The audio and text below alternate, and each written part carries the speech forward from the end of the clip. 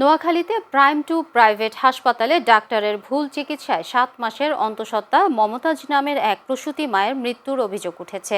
বৃহস্পতিবার দিবাগত রাতে বেগমগঞ্জ উপজেলার চৌরাস্তা প্রাইম টু প্রাইভেট হাসপাতালে এই ঘটনা ঘটে। নিহত মমতাজ বেগম উপজেলার মীর ওয়ারিশপুর কাজীবাড়ির আবু তাহেরের মেয়ে। নিহতের স্বজনরা জানান, গভীর রাতে পেটের ব্যথা ও বুকের ব্যথা শুরু হলে হাসপাতালে নিয়ে আসা হয় মমতাজ বেগমকে। হাসপাতালের কর্তব্যরত চিকিৎসক চিকিৎসা দেওয়ার কিছুক্ষণ পরে রোগীর মৃত্যু হয়। হাসপাতাল কর্তৃপক্ষ ভুল চিকিৎসার বিষয়টি অস্বীকার করে। বেগমগঞ্জ উপজেলার নির্বাহী কর্মকর্তা আরিফুর রহমান বলেন, জেলা সিভিল সার্জন বিষয়টি পর্যবেক্ষণ করে এ ব্যাপারে সিদ্ধান্ত জানালে পরবর্তী ব্যবস্থা নেওয়া হবে।